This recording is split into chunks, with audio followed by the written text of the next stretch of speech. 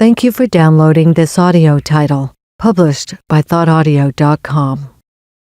The Tao Te Ching, written by Lao Tzu, narrated by Michael Scott, produced by thoughtaudio.com. Chapter 1. The Tao that can be trodden is not the enduring and unchanging Tao. The name that can be named is not the enduring and unchanging name. Conceived of as having no name, it is the originator of heaven and earth. Conceived of as having a name, it is the mother of all things. Always without desire we must be found, if its deep mystery we would sound. But if desire always within us be, its outer fringe is all that we shall see. Under these two aspects, it is really the same, but as development takes place, it receives the different names. Together we call them the mystery. Where the mystery is the deepest, is the gate of all that is subtle and wonderful. Chapter 2. All in the world know the beauty of the beautiful, and in doing this, they have the idea of what ugliness is. They all know the skill of the skillful, and in doing this, they have the idea of what the want of skill is. So it is that existence and non-existence give birth the one to the idea of the other, that difficulty and ease produce the one, the idea of the other, that length and shortness fashion out of the one the figure of the other, that the ideas of height and lowness arise from the contrast of the one with the other, that the musical notes and tones become harmonious through the relation of one with another, and that being before and behind give the idea of one following another. Therefore, the sage manages affairs without doing anything, and conveys his instructions without the use of speech. All things spring up, and there is not one which declines to show itself. They grow, and there is no claim made for their ownership. They go through their processes, and there is no exception of a reward for the results. The work is accomplished, and there's no resting in it as an achievement. The work is done, but how, no one can see. 'Tis this that makes the power not cease to be. Chapter 3. Not to value and employ men of superior ability is the way to keep the people from rivalry among themselves. Not to prize articles which are difficult to procure is the way to keep them from becoming thieves. Not to show them what is likely to excite their desires is the way to keep their minds from disorder. Therefore, the sage, in the exercise of his government, empties their minds, fills their bellies, weakens their wills, and strengthens their bones.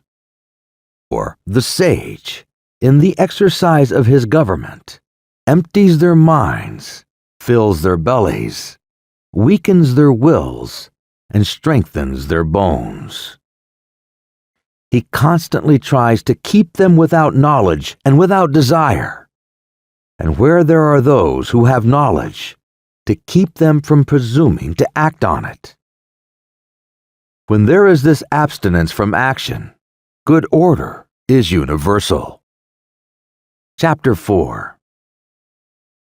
The Tao is like the emptiness of a vessel, and in our employment of it, we must be on guard against all fullness. How deep and unfathomable it is, as if it were the honored ancestor of all things. We should blunt our sharp points, and unravel the complication of things, we should attemper our brightness and bring ourselves into agreement with the obscurity of others. How pure and still the Tao is, as if it would ever so continue. I do not know whose son it is.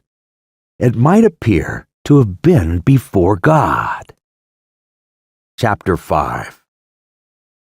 Heaven and earth do not act from the impulse of any wish to be benevolent. They deal with all things as the dogs of grass are dealt with. The sages do not act from any wish to be benevolent. They deal with the people as the dogs of grass are dealt with. May not the space between heaven and earth be compared to a bellows? 'Tis empty, yet it loses not its power. 'Tis moved again, and sends forth air the more. Much speech to swift exhaustion lead we see. Your inner being guard, and keep it free. Chapter 6. The valley spirit dies not. I the same. The female mystery, thus do we name. Its gate, from which at first they issued forth, is called the root from which grew heaven and earth. Long and unbroken does its power remain, used gently and without the touch of pain. Chapter 7. Heaven is long enduring, and earth continues long. The reason why heaven and earth are able to endure and continue thus long is because they do not live of or for themselves. This is how they are able to continue and endure. Therefore, the sage puts his own person last, and yet it is found in the foremost place. He treats his person as if it were foreign to him, and yet that person is preserved. Is it not because he has no personal and private ends, that therefore such ends are realized? Chapter 8. The highest excellence is like that of water. The excellence of water appears in its benefiting all things, and in its occupying, without striving, to the contrary, the low place which all men dislike. Hence its way is near to that of the Tao. The excellence of a residence is the suitability of that of the mind is in abysmal stillness. That of associations is in their being with the virtuous. That of government is in securing good order. That of the conduct of affairs is in its ability, and that of the initiation of any movement is in its timeliness. And when one with the highest excellence does not wrangle about his low position, no one finds fault with him. Chapter 9. It is better to leave a vessel unfulfilled than to attempt to carry it when it is full. If you keep feeling a point that has been sharpened, the point cannot long preserve its sharpness. When gold and jade fill the hall, their possessor cannot keep them safe. When wealth and honors lead to arrogancy, this brings its evil on itself. When the work is done, and one's name is becoming distinguished, to withdraw into obscurity is the way of heaven. Chapter 10. When the intelligent and animal souls are held together in one embrace, they can be kept from separating. When one gives undivided attention to the vital breath, and brings it to the utmost degree of pliancy, he can become as a tender babe. When he has cleansed away the most mysterious sights of his imagination, he can become without a flaw. In loving the people and ruling the state, cannot he proceed without any purpose of action? In the opening and shutting of his gates of heaven, cannot he do so as a female bird. While his intelligence reaches in every direction, cannot he appear to be without knowledge? The Tao produces all things and nourishes them. It produces them and does not claim them as its own. It does all, and yet does not boast of it. It presides over all, and yet does not control them. This is what is called the mysterious quality of the Tao. Chapter 11. The 30 spokes unite in one nave, but it is on the empty space for the axle that the use of the wheel depends. Clay is fashioned into vessels, but it is on their empty hollowness that their use depends.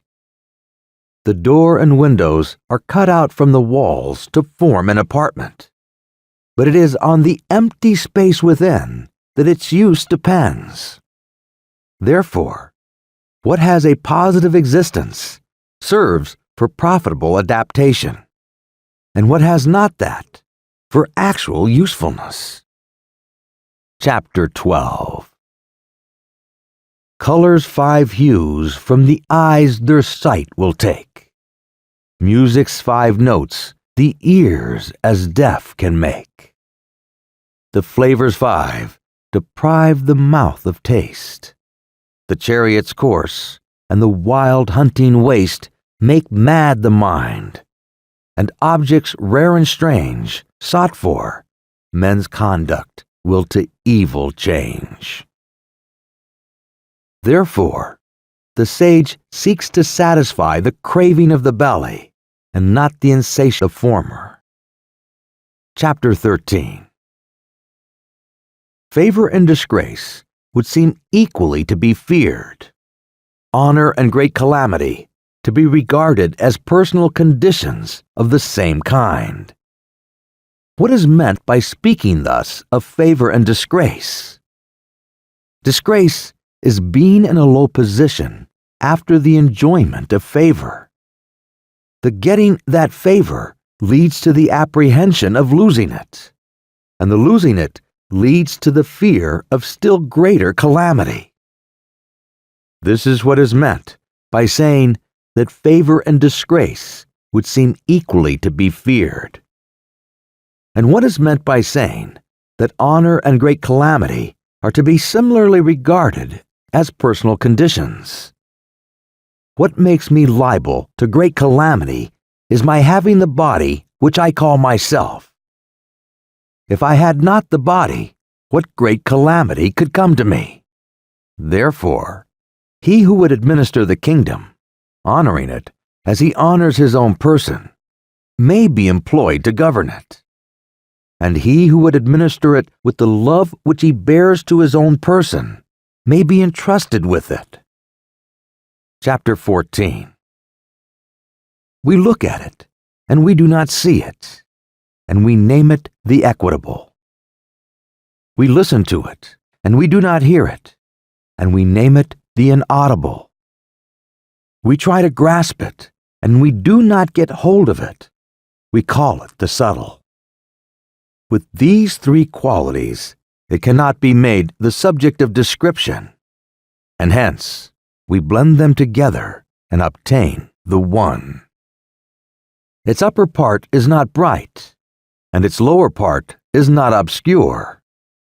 Ceaseless in its action, it yet cannot be named, and then again returns and becomes nothing. This is called the form of the formless, and the semblance of the invisible. This is called the fleeting and indeterminable. We meet it and do not see its front. We follow it and do not see its back. When we can lay hold of the Tao of old to direct the things of the present day, and are able to know it as it was of old in the beginning, this is called unwinding the clue of the Tao. Chapter 15. The skillful masters of the Tao in old times, with a subtle and exquisite penetration, comprehended its mysteries. and were deep also, so as to elude men's knowledge. As they were thus beyond men's knowledge, I will make an effort to describe of what sort they appeared to be. Shrinking looked like those who wade through a stream in winter, irresolute like those who are afraid of all things around them, grave like a guest in awe of his host, evanescent like ice that is melting away, unpretentious like wood that has not been fashioned into anything, vacant like a valley, and dull like muddy water. Who can make the muddy water clear? Let it be still, and it will gradually become clear. Who can secure the condition of rest? Let movement go on, and the condition of rest will gradually the condition of rest. Let movement go on, and the condition of rest will gradually arise. They who preserve this method of the Tao do not wish to be full of themselves. It is through their not being full of themselves that they can afford to seem worn and not appear new and complete. Chapter 16. The state of vacancy should be brought to the utmost degree, and that of stillness guarded with unwearying vigor. All things alike go through their process of activity, and then we see them return to their original state. When things in the vegetable world have displayed their luxuriant growth, we see each of them return to its root. This returning to their root is what we call the state of stillness, and that stillness may be called a reporting that they have fulfilled their appointed end. The report of that fulfillment is the regular, unchanging rule. To know that unchanging rule is to be intelligent. Not to know it leads to wild movements and evil issues. The knowledge of that unchanging rule produces a grand capacity and forbearance, and that capacity and forbearance lead to a community of feeling with all things. From this community of feeling comes a kingliness of character, and he who is king-like goes on to be heaven-like. In that likeness to heaven, he possesses the Tao. Possessed of the Tao, he endures long, and to the end of his bodily life is exempt from all danger of decay. Chapter 17. In the highest antiquity, the people did not know that they were their rulers. In the next age, they loved them and praised them. In the next, they feared them. In the next, they despised them. Thus it was that when faith in the Tao was deficient in the rulers, a want of faith in them ensued in the people. How irresolute did those earliest rulers appear, showing by their reticence the importance which they set upon their words. Their work was done, and their undertakings were successful, while the people all said, "We are as we are, of ourselves." Chapter 18. When the great Tao ceased to be observed, benevolence and righteousness came into vogue. Then appeared wisdom and shrewdness, and there ensued great hypocrisy. When harmony no longer prevailed through the six kinships, filial sons found their manifestations. When the states and clans fell into disorder, loyal ministers appeared. Chapter 19. If we could renounce our sageness and discard our wisdom, it would be better for the people 100-fold. If we could renounce our benevolence and discard our righteousness, the people would again become filial and kindly. If we could renounce our artful contrivances and discard our scheming for gain, there would be no thieves nor robbers. Those three methods of government, though old in ways, in elegance did fail, and made these names their want of work. When we renounce learning, we have no troubles. The ready yes and the flattering yea, small is their difference they display. But mark their issues, good and ill, what space the gulf between shall fill. What all men fear is indeed to be feared, but how wide and without end is the range of questions asking to be discussed. The multitude of men look satisfied and pleased, as if enjoying a full banquet, as if mounted on a tower in spring. I alone seem listless and still, my desires having as yet given no indication of their presence. I am like an infant which has not yet smiled. I look dejected and forlorn, as if I had no home to go to. The multitude of men all have enough to spare. I alone seem to have lost everything. My mind is that of a stupid man. I am in a state of chaos. Ordinary men look bright and intelligent, while I alone seem to be benighted. They look full of discrimination, while I alone am dull and confused. I seem to be carried about as on the sea, drifting as if I had nowhere to rest. All men have their spheres of action, while I alone seem dull and incapable, like a rude borderer. Thus, I alone am different from other men, but I value the nursing mother, the Tao. Chapter 21. The grandest forms of active force from Tao come, their only source. Who can of Tao the nature tell? Our sight it flies, our touch as well. Eluding sight, eluding touch, the forms of things all in its crouch. Eluding touch, eluding sight, there are their semblances all right. Profound it is, dark and obscure, things' essences all there endure. Those essences the truth unfold of what, when seen, shall then be told. Now is it so? 'Twas so of old. Its name, what passes not away, so in their beautiful array things form and never know decay. How know I that it is so with all the beauties of existing things? By this nature of the Tao. Chapter 22.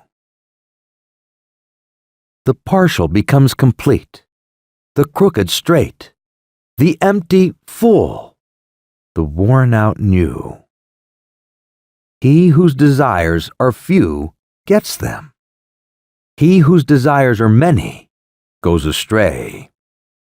Therefore, the sage holds in his embrace the one thing of humility and manifests it to all the world. He is free from self-display, and therefore he shines. From self-assertion, and therefore he is distinguished.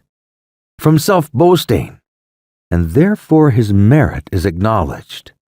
From self-complacency, and therefore he acquires superiority. It is because he is thus free, that saying of the ancients, that the partial becomes complete, was not vainly spoken. All real completion is comprehended under it. Chapter 23. Abstaining from speech marks him who is obeying the spontaneity of his nature. A violent wind does not last for a whole morning. A sudden rain does not last for the whole day. To whom is it that these two things are owing? To heaven and earth. If heaven and earth cannot make such spasmodic actings last long, how much less can man? Therefore, when one is making the Tao his business, those who are also pursuing it agree with him in it. And those who are making the manifestation of its course their object agree with him in that.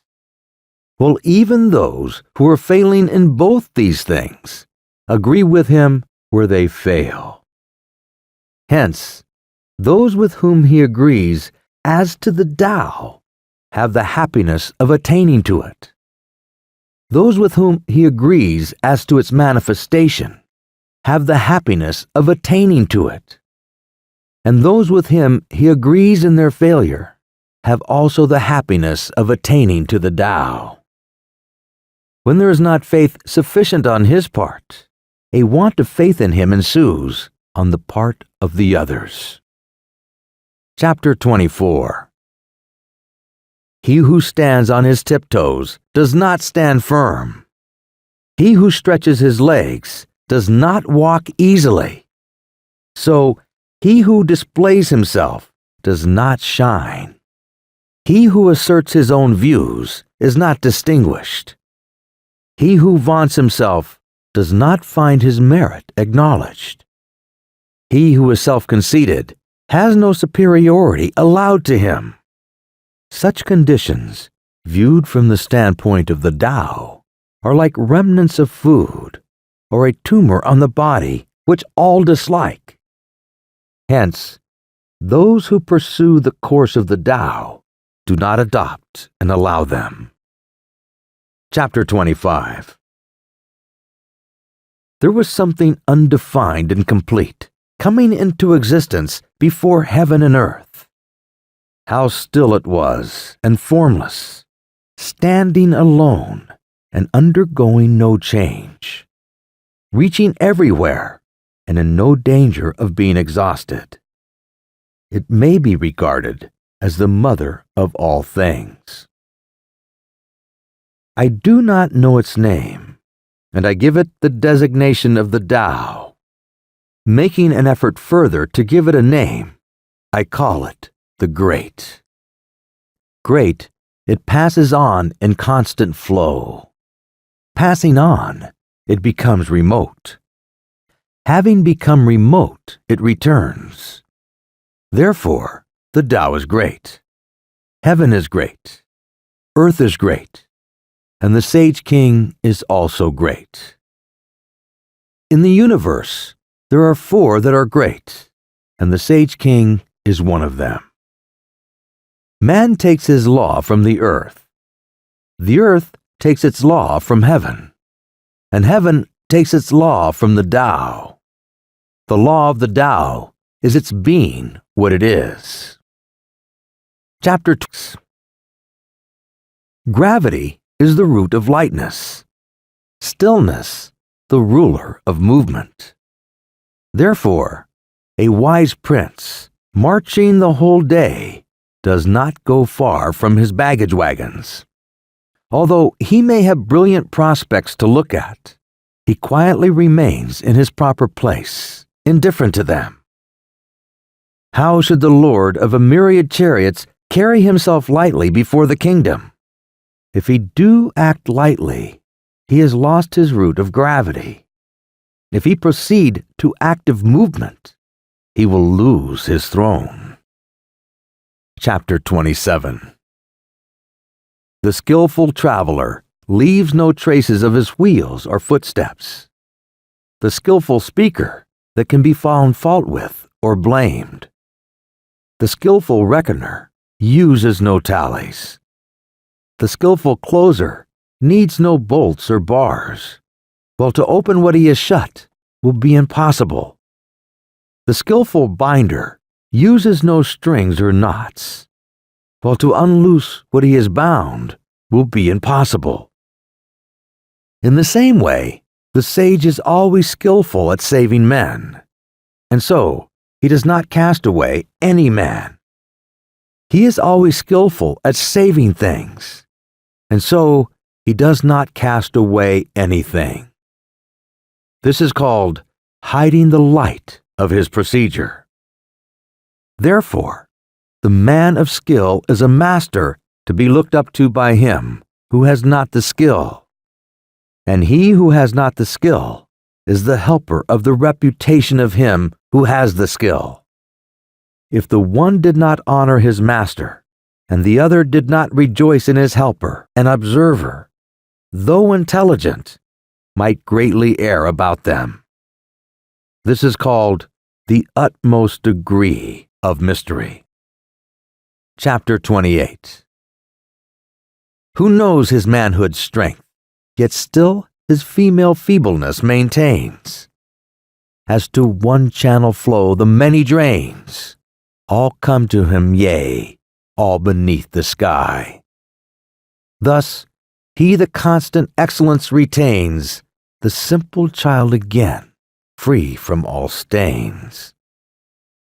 Who knows how white attracts, yet always keeps himself within black shade, the pattern of humility displayed in view of all beneath the sky.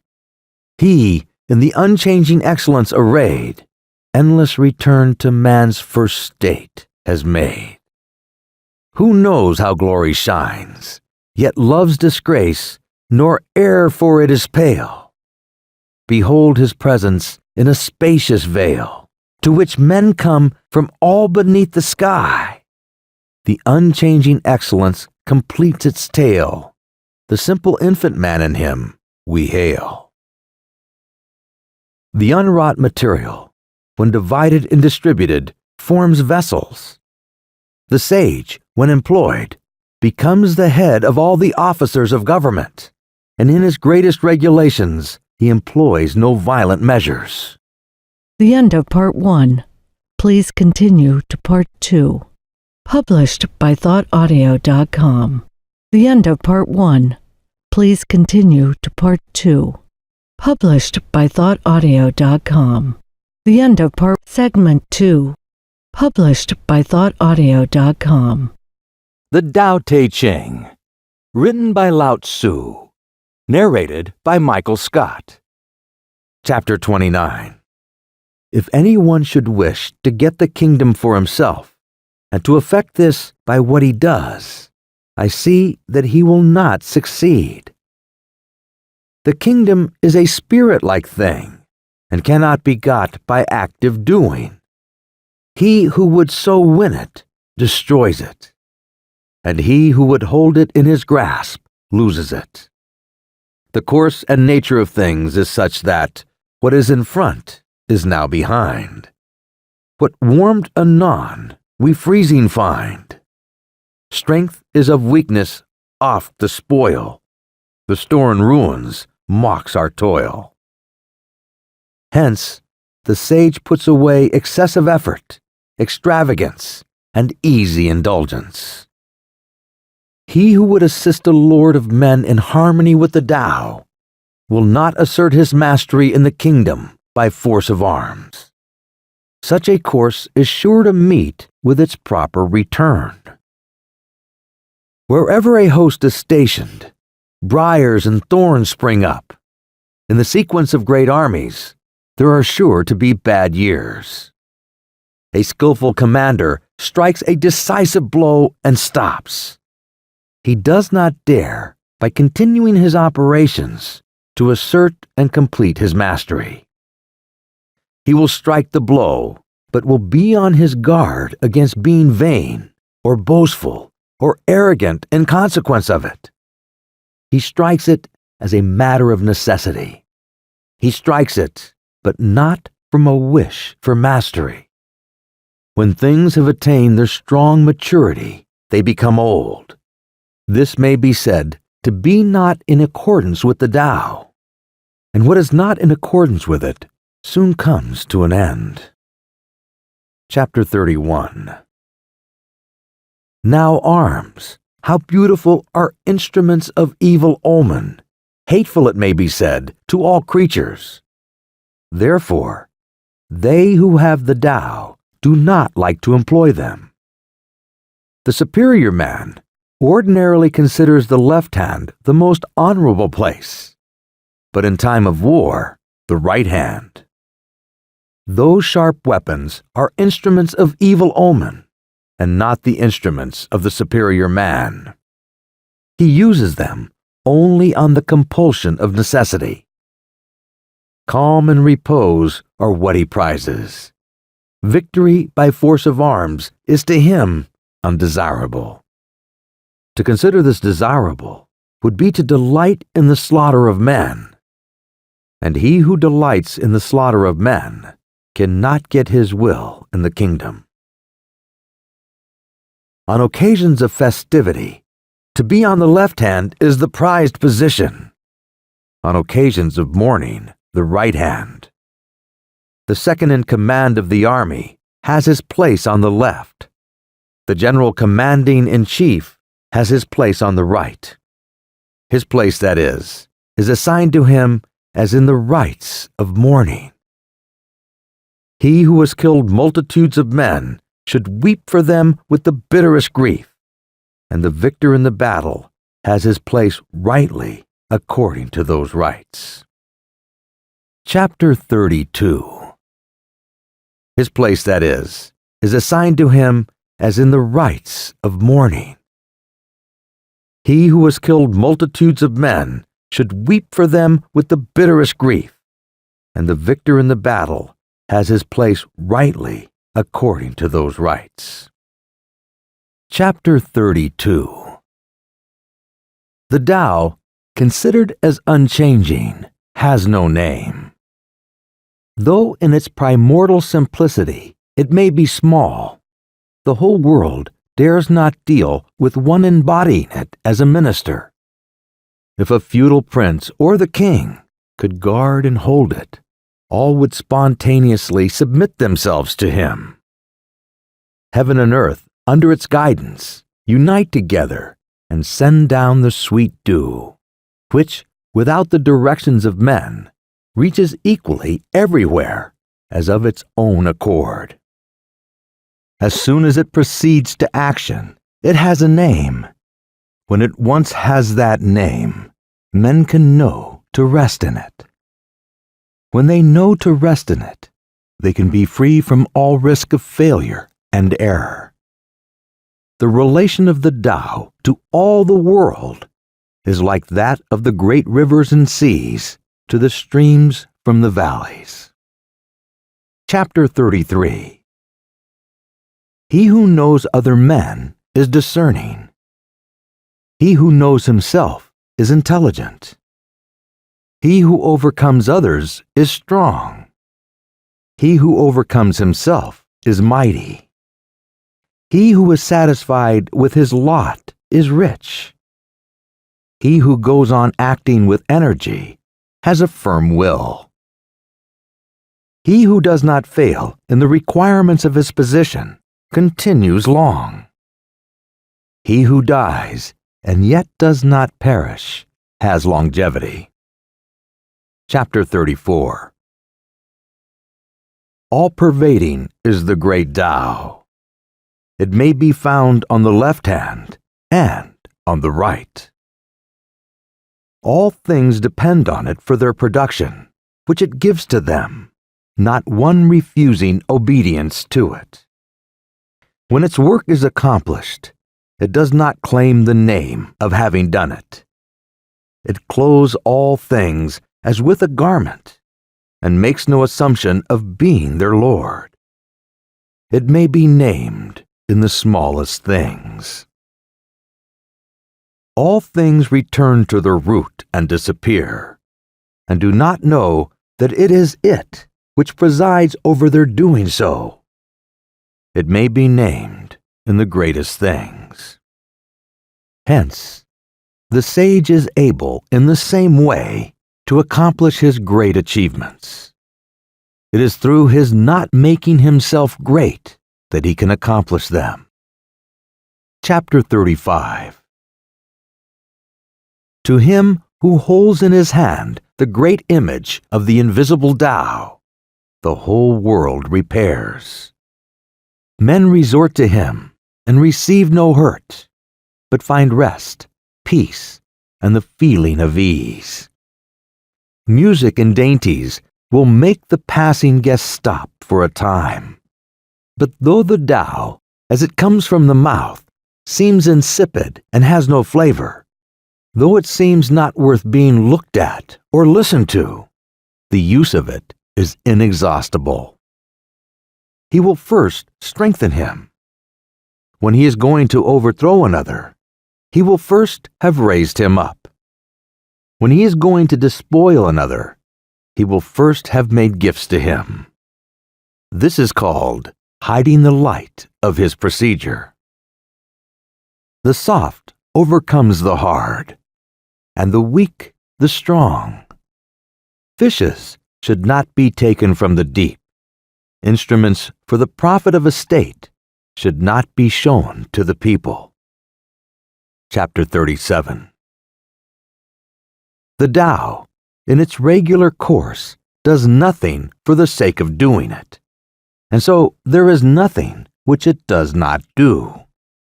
If princes and kings were able to maintain it, all things would of themselves be transformed by them. If this transformation became to me an object of desire, I would express the desire by the nameless simplicity. Simplicity without a name is free from all external aim. With no desire, at rest and still, all things go right as of their will. Part 2, Chapter 38.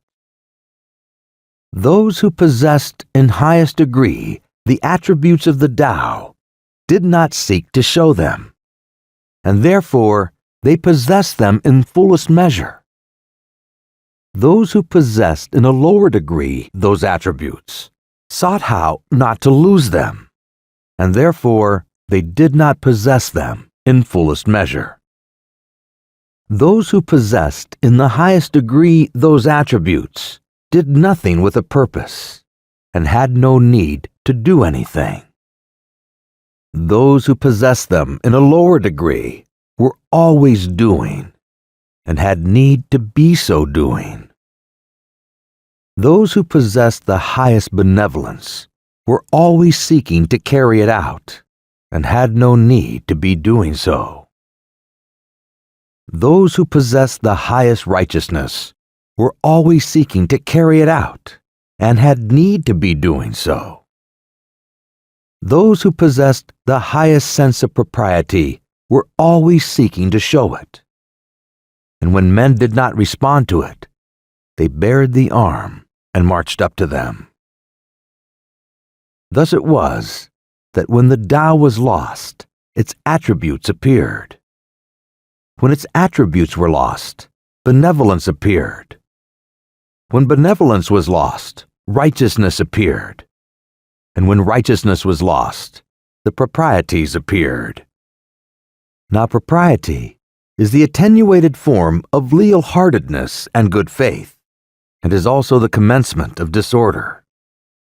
Swift apprehension is only a flower of the Tao, and is the beginning of stupidity. Thus it is that the great man abides by what is solid, and eschews what is flimsy, dwells with the fruit and not with the flower. It is thus that he puts away the one and makes choice of the other. Chapter 39. The things which from of old have got the Tao are these: heaven which by it is bright and pure, earth rendered thereby firm and sure, spirits with powers by valleys kept full throughout their void, all creatures through it do live, princes and kings who from it get the model which to all they give. All these are results of the one, the Tao. If heaven were not thus pure, it soon would rend. If earth were thus not sure, 'twould break and bend. Without these powers, the spirits soon would fail. If not so filled, the drought would parch each vale. Without that life, creatures would pass away.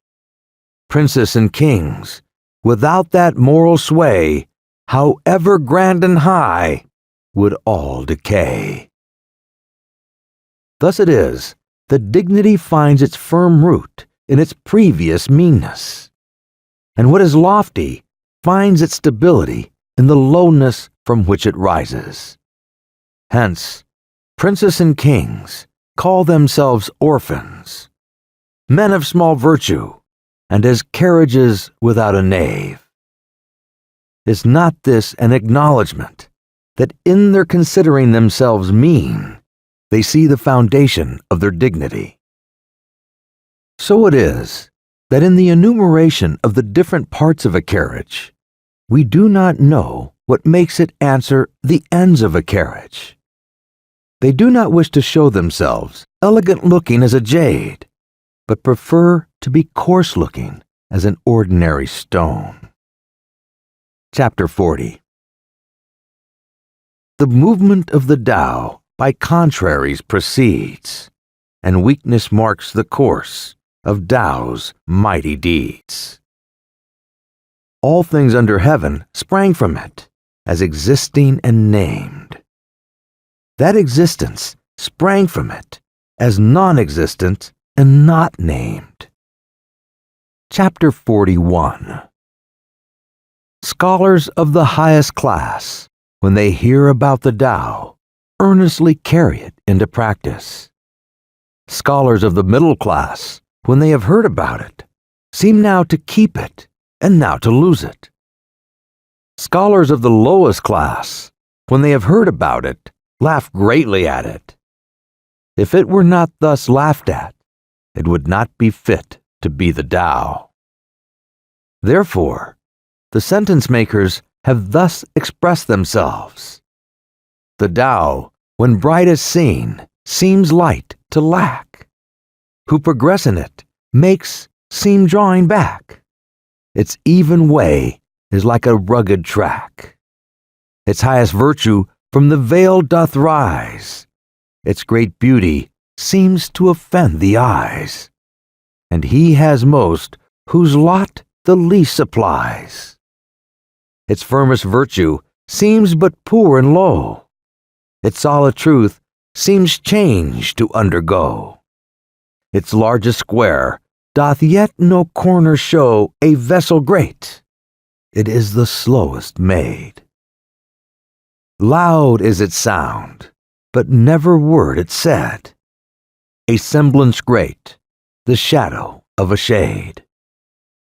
The Tao is hidden and has no name, but it is the Tao which is skillful at imparting to all things what they need and making them complete. Chapter 42. The Tao two produced three. Three produced all things. All things leave behind them the obscurity out of which they have come, and go forward to embrace the brightness into which they have emerged, while they are harmonized by the breath of vacancy. What men dislike is to be orphans, to have little virtue, to be as carriages without naves. And yet, these are the designations which kings and princesses use for themselves.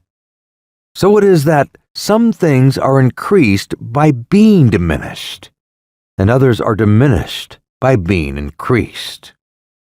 What other men thus teach, I also teach. The violent and strong do not die their natural death. I will make this the basis of my teaching. Chapter 43. The softest thing in the world dashes against and overcomes the hardest. That which has no substantial existence enters where there is no crevice. I know hereby what advantage belongs to doing nothing with a purpose. There are few in the world who attain to the teaching without words, and the advantage arising from non-action. Chapter 44. Or fame or life, which do you hold more dear? Or life or wealth, to which would you adhere? Keep life and lose those other things. Keep them and lose your life, which brings sorrow and pain more near. Thus we may see, who cleaves to fame rejects what is more great, who loves large stores gives up the richer state, who is content needs fear no shame, who knows to stop incurs no blame. From danger free, long live shall he. Chapter 45. Who thinks his great achievements poor shall find his vigor long endure. Of greatest fullness deemed devoid, exhaustion ne'er shall stem the tide. Do thou what straight still crooked deem, thy greatest art still stupid seem, and eloquence a stammering scream. Constant action overcomes cold. Being still overcomes heat. Purity and stillness give the correct law to all under heaven. Chapter 46. When the Tao prevails in the world, they send back their swift horses to draw the dung carts. When the Tao is disregarded in the world, the war horses breed in the borderlands. There is no guilt greater than to sanction ambition, no calamity greater than to be discontented with one's lot, no fault greater than the wish to be getting. Therefore, the sufficiency of contentment is an enduring and unchanging sufficiency. Chapter 40. Chapter 47. Without going outside his door, one understands all that takes place under the sky. Without looking out from his window, one sees the Tao of heaven. The farther that one goes out from himself, the less he knows. Therefore, the sages got their knowledge without traveling, gave their right names to things without seeing them, and accomplished their ends without any purpose of doing so. Chapter 48. He who devotes himself to learning seeks from day to day to increase his knowledge. He who devotes himself to the Tao seeks from day to day to diminish his doing. He diminishes it and again diminishes it, till he arrives at doing nothing on purpose. Having arrived at this point of non-action, there is nothing which he does not do. He who gets as his own all under heaven does so by giving himself no trouble with that end. If one takes trouble with that end, he is not equal to getting as his own all under heaven. Chapter 49. The sage has no invariable mind of his own. He makes the mind of the people his mind. To those who are good to me, I am good, and to those who are not good to me, I am also good, and thus all get to be good. To those who are sincere with me, I am sincere, and to those who are not sincere with me, I am also sincere, and thus all get to be sincere. The sage has in the world an appearance of indecision, and keeps his mind in a state of indifference to all. The people all keep their eyes and ears directed to him, and he deals with them all as his children. Chapter 50. Men come forth and live. They enter again and die. Of every 10, 3 are ministers of life to themselves, and 3 are ministers of death. There are also 3 in every 10 whose aim is to live, but whose movements tend to the land of death. And for what reason? because of their excessive endeavors to perpetuate life.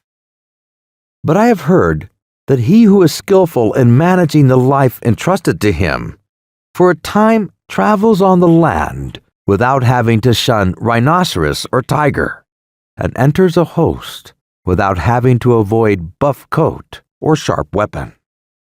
The rhinoceros finds no place in him into which to thrust its horn, nor the tiger a place in which to fix its claws, nor the weapon a place to admit its point.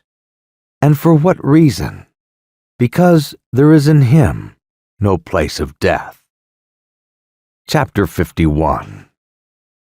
All things are produced by the Tao and nourished by its outflowing operation. They receive their forms according to the nature of each, and are completed according to the circumstances of their condition. This honoring of the Tao and exalting of its operation is not the result of any ordination, but always a spontaneous tribute. Thus it is that the Tao produces all things, nourishes them, brings them to their full growth, nurses them, completes them, matures them, maintains them, and overspreads them. It produces them and makes no claim to the possession of them. It carries them through their processes and does not vaunt its ability in doing so. It brings them to maturity and exercises no control over them. This is called its mysterious operation. Chapter 52. The Tao, which originated all under the sky, is to be considered as the mother of them all. When the mother is found, we know what her children should be. When one knows that he is his mother's child and proceeds to guard the qualities of the mother that belong to him, to the end of his life he will be free from all peril. Let him keep his mouth closed and shut up the portals of his nostrils, and all his life he will be exempt from laborious exertion. Let him keep his mouth open and spend his life in the promotion of his affairs. All his life there will be no safety for him. The perception of what is small is a secret of clear-sightedness. The guarding of what is soft and tender is the secret of strength. Who uses well his light, reverting to its source so bright, will from his body ward all blight, and hides the unchanging from men's sight. Chapter 53. If I were suddenly to become known, and put into a position to conduct a government according to the great Tao, what I should be most afraid of would be a boastful display. The great Tao is very level and easy, but people love the byways. Their courtyards and buildings shall be well kept, but their fields shall be ill cultivated, and their granaries very empty. They shall wear elegant and ornamented robes, carry a sharp sword at their girdle, pamper themselves in eating and drinking, and have a superabundance of property and wealth. Such princes shall be called robbers and boasters. This is contrary to the Tao, surely. Chapter 54. What Tao's skillful planter plants can never be uptorn. What his skillful arms enfold, from him can ne'er be born. Sons shall bring in lengthening line sacrifices to his shrine. Tao, when nursed within oneself, his vigor will make true, and where the family it rules, what riches will accrue. The neighborhood where it prevails in thriving will abound, and when 'tis seen throughout the state, good fortune will be found. employ it in the kingdom o'er and mount. In this way, the effect will be seen in the person, by the observation of different cases, in the family, in the neighborhood, in the state, and in the kingdom. How do I know that this effect is sure to hold thus all under the sky? By this method of observation. Chapter 55. He who has in himself abundantly the attributes of the Tao is like an infant. Poisonous insects will not sting him. Fierce beasts will not seize him. Birds of prey will not strike him. The infant's bones are weak and its sinews soft, but yet its grasp is firm. It knows not the union of male and female, and yet its virile member may be excited, showing the perfection of its physical essence. All day long, it will cry without its throat becoming hoarse, showing the harmony in its constitution. To him, by whom this harmony is known, the secret of the unchanging Tao is shown. And in the knowledge wisdom finds its throne, all increasing arts to evil turn. Where the mind makes the vital breath to burn, false is the strength, and o'er it we should mourn. When things have become strong, they then become old, which may be said to be contrary to the Tao. Whatever is contrary to the Tao soon ends. Chapter 56. He who knows the Tao does not care to speak about it. He who is ever ready to speak about it does not know it. He who knows it will keep his mouth shut and close the portals of his nostrils. He will blunt his sharp points and unravel the complication of things. He will temper his brightness and bring himself into agreement with the obscurity of others. This is called the mysterious agreement. Such as one cannot be treated familiarly or distantly. He is beyond all consideration of profit or injury, of nobility or meanness. He is the noblest man under heaven. Chapter 57. A state may be ruled by measures of correction. Weapons of war may be used with crafty dexterity, but the kingdom is made one's own only by freedom from action and purpose. How do I know that this is so? By these facts. In the kingdom, the multiplication of prohibitive enactments increases the poverty of the people. The more implements to add to their profit that the people have, the greater disorder is there in the state and clan. The more acts of crafty dexterity that men possess, the more do strange contrivances appear. The more display there is of legislation, the more thieves and robbers there are. Therefore, a sage has said, I will do nothing of purpose, and the people will be transformed of themselves, will of themselves become rich. I will manifest no ambition, and the people will of themselves attain to the primitive simplicity. Chapter 58. The government that seems the most unwise, off goodness to the people best supplies.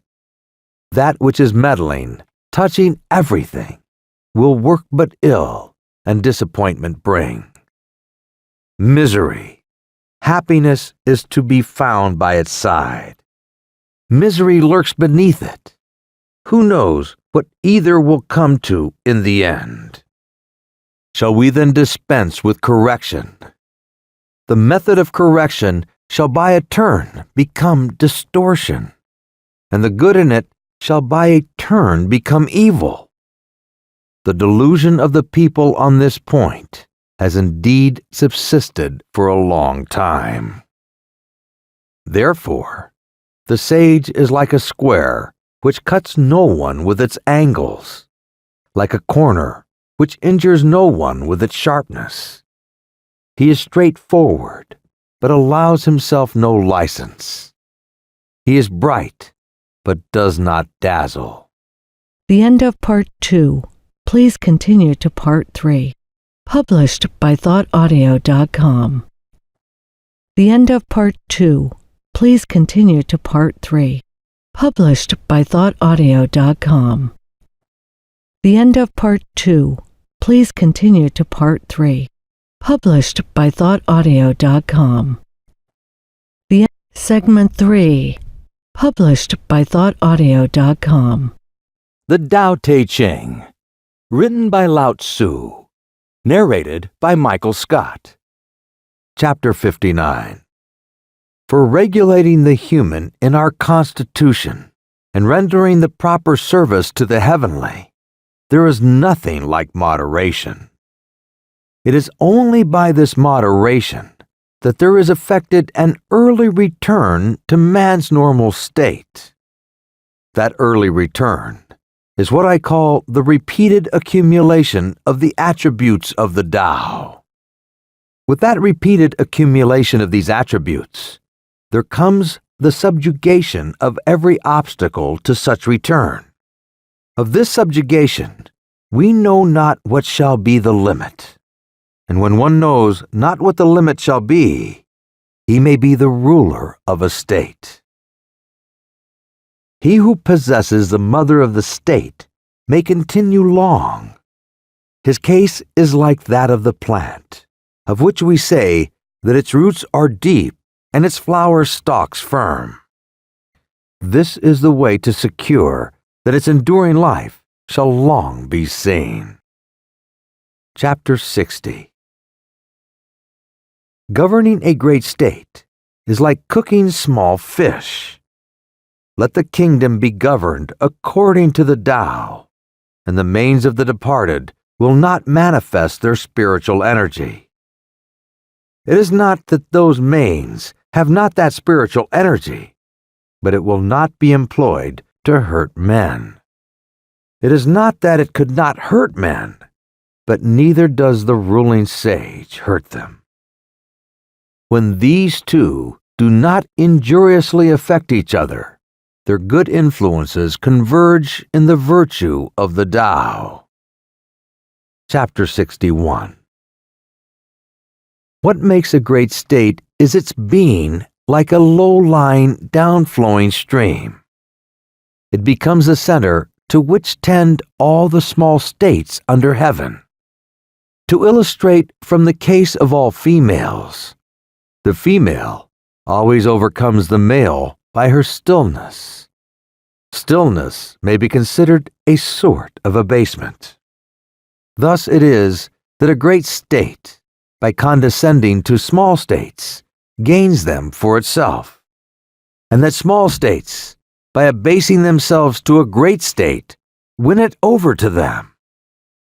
In the one case, the abasement leads to gaining adherence. In the other case, to procuring favor. The great state only wishes to unite men together and nourish them.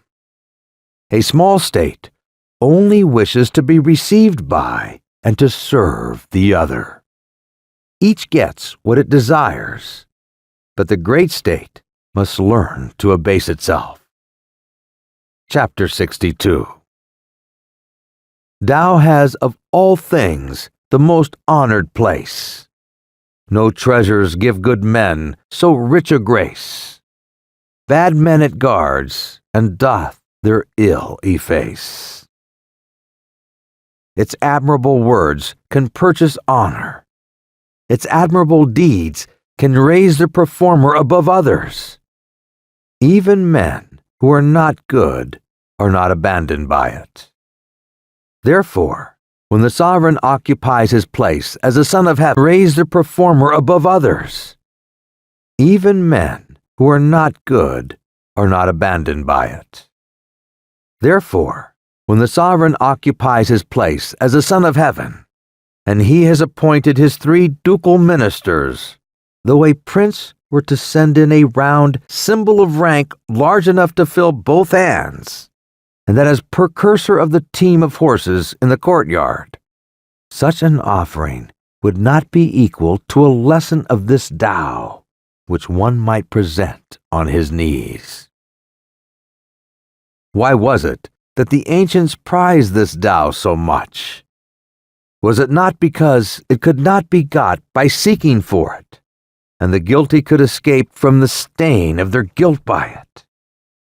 This is the reason why all under heaven consider it the most valuable thing. Chapter 63. It is the way of the Tao to act without thinking of acting, to conduct affairs without feeling the trouble of them, to taste without discerning any flavor, to consider what is small as great, and a few as many, and to recompense injury with kindness. The master of it anticipates things that are difficult while they are easy, and does things that would become great while they are small. All difficult things in the world are sure to arise from a previous state in which they were easy, and all great things from one in which they were small. Therefore the sage, while he never does what is great, is able on that account to accomplish the greatest things. He who lightly promises is sure to keep but little faith. He who is continually thinking things easy is sure to find them difficult. Therefore, the sage sees difficulty even in what seems easy, and so never has any difficulties. Chapter 64. That which is at rest is easily kept hold of. Before a thing has given indication of its presence, it is easy to take measure against it. That which is brittle is easily broken. That which is very small is easily dispersed. Action should be taken before a thing has made its appearance. Order should be secured before disorder has begun. The tree, which fills the arms, grew from the tiniest sprout. The tower of 9 stories rose from a small heap of earth. The journey of 1,000 li commenced with a single step. He who acts with an ulterior purpose does harm. He who takes hold of a thing in the same way loses his hold. The sage does not act so, and therefore does no harm. He does not lay hold so, and therefore does not lose his hold. But people in their conduct of affairs are constantly ruining them when they are on the eve of success. If they were careful at the end, as they should be at the beginning, they would not so ruin them. Therefore, the sage desires what other men do not desire, and does not pry men do not learn, and turns back to what the multitude of men have passed by. Thus, he helps the natural development of all things, and does not dare to act with an ulterior purpose of his own. Chapter 65. The ancients, who showed their skill in practicing the Tao, did so not to enlighten the people, but rather to make them simple and ignorant. The difficulty in governing the people arises from their having much knowledge. He who tries to govern a state by his wisdom is a scourge to it, while he who does not try to do so is a blessing. He who knows these 2 things finds in them also his model and rule. Ability to know this model and rule constitutes what we call the mysterious excellence of a governor. deep and far-reaching is such mysterious excellence, showing indeed its possessor as opposite to others, but leading them to a great conformity to him. Chapter 66. That thereby the rivers and seas are able to receive the homage and tribute of all the valley streams is their skill in being lower than they. It is thus that they are the kings of them all. So it is that the sage, ruler, wishing to be above men, puts himself by his words below them, and wishing to be before them, places his person behind them. In this way, though he has his place above them, men do not feel his weight, nor though he has his place before them, they do not feel it an injury to them. Therefore, all in the world delight to exalt him, and do not weary of him. Because he does not strive, no one finds it possible to strive with him. Chapter 67. All the world says that while my Tao is great, it yet appears to be inferior to other systems of teaching. Now it is just its greatness that makes it seem to be inferior. If it were like any other system, for long would its smallness have been known. But I have three precious things which I prize and hold fast. The first is gentleness, the second is economy, and the third is shrinking from taking precedence of others. With that gentleness, I can be bold. With that economy, I can be liberal. Shrinking from taking precedence of others, I can become a vessel of the highest honor. Nowadays, they give up gentleness and are all for being bold, economy, and are all for being liberal, the hindmost place, and seek only to be foremost, of all which the end is death. Gentleness is sure to be victorious even in battle, and firmly to maintain its ground. Heaven will save its possessor by his very gentleness protecting him. Chapter 68. He who endows wars has skill, assumes no martial port. He who fights with most good will to rage makes no resort. He who vanquishes, yet still, keeps from his foes apart. He who hests men's most fulfill, yet humbly plies his art. Thus we say, men's wills he bends, that they with him unite. Thus we say, like heaven's his ends, no sage of old more bright. Chapter 69. A master of the art of war has said, I do not dare to be the host to commence the war. I prefer to be the guest, to act on the defensive.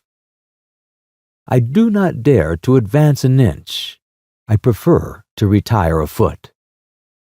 This is called marshalling the ranks where there are no ranks, bearing the arms to fight where there are no arms to bear, grasping the weapon where there is no weapon to grasp, advancing against the enemy where there is no enemy.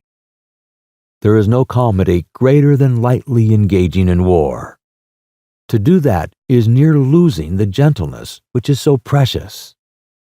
Thus it is that when opposing weapons are actually crossed, he who deplores the situation conquers.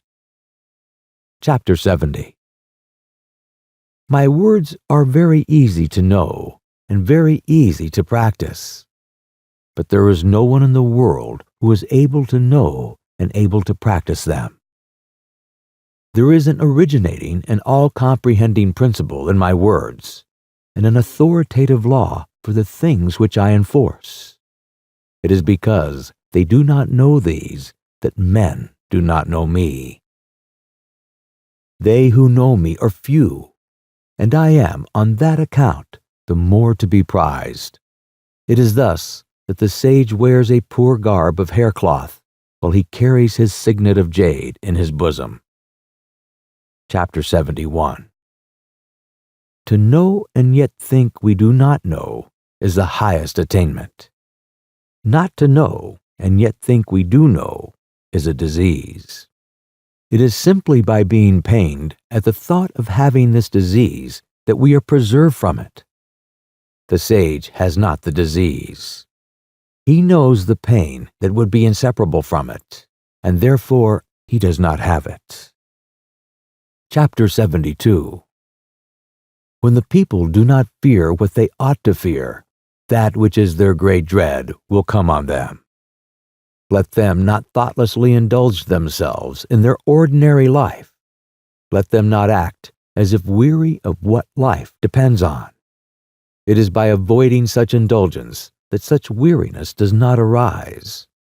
Therefore, the sage knows these things of himself, but does not parade his knowledge. Loves, but does not appear to set a value on himself.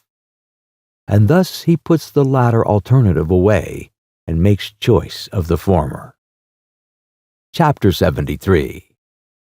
He whose boldness appears in his daring to do wrong in defiance of the laws is put to death. He whose boldness appears in his not daring to do so lives on. Of these two cases, the one appears to be advantageous and the other to be injurious. But when heaven's anger smites a man, who the cause shall truly scan? On this account, the sage feels a difficulty as to what to do in the former case. It is the way of heaven not to strive, and yet it skillfully overcomes. Not to speak, and yet it is skillful in obtaining a reply. Does not call, and yet men come to it of themselves. Its plans are skillful and effective. The meshes of the net of heaven are large, far apart, but letting nothing escape. Chapter 74. The people do not fear death. To what purpose is it to try to frighten them with death? If the people were always in awe of death, and I could always seize those who do wrong and put them to death, who would dare to do wrong? There is always one who presides over the infliction death. He who would inflict death in the room of him who so presides over it may be described as hewing wood instead of a great carpenter.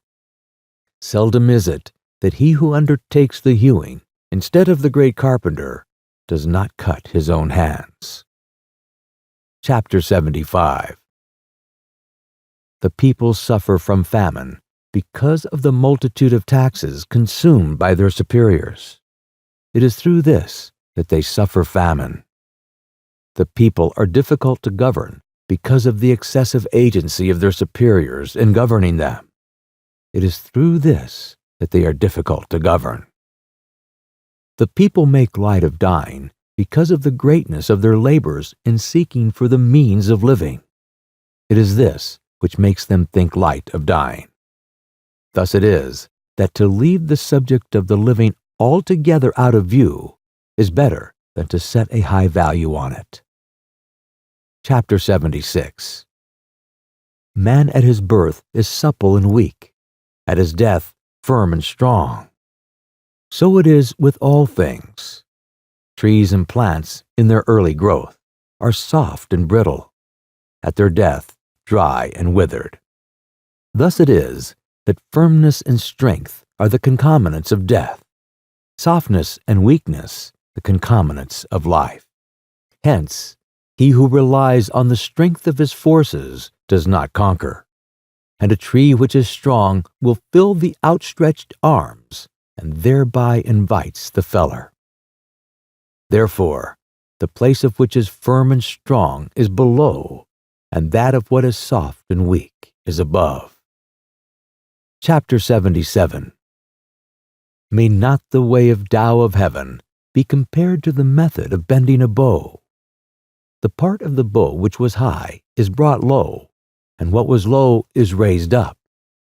So heaven diminishes where there is superabundance, and supplements where there is deficiency. It is the way of heaven to diminish superabundance and to supplement deficiency. It is not so with the way of men. He takes away from those who have not enough to add to his own superabundance. Who can take his own superabundance and therewith serve all under heaven? Only he who is in possession of the Tao. Therefore, the ruling sage acts without claiming the results as his. He achieves his merit and does not rest arrogantly in it. He does not wish to display his superiority. Chapter 78.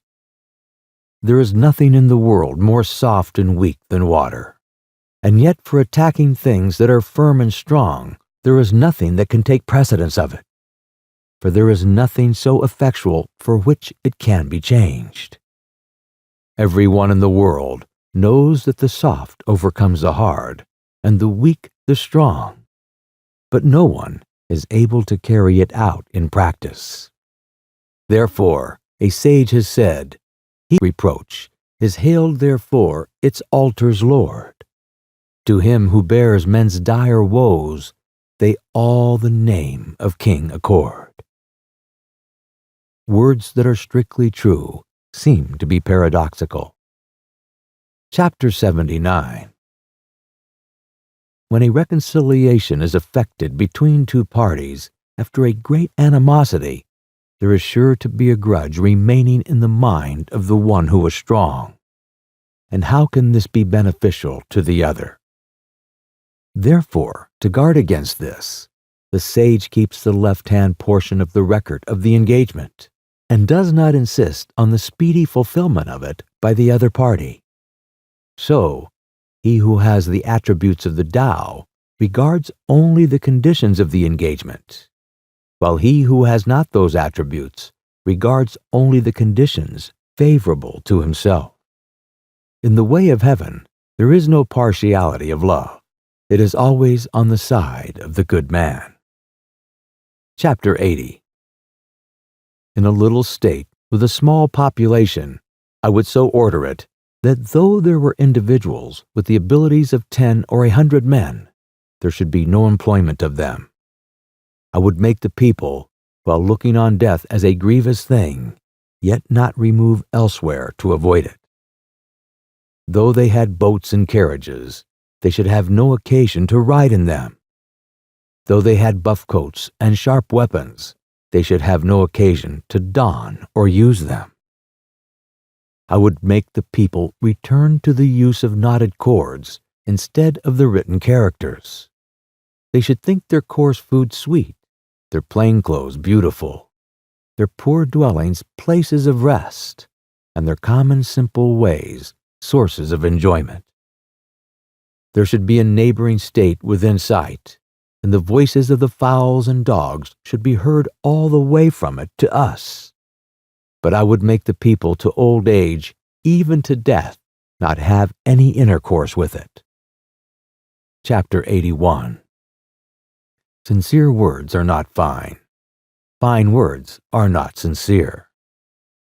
Those who are skilled in the Tao do not dispute about it. The disputatious are not skilled in it. Those who know the Tao are not extensively learned. The extensively learned do not know it. The sage does not accumulate for himself. The more that he expends for others, the more does he possess of his own. The more that he gives to others, the more does he have himself. With all the sharpness of the way of heaven, it injures not.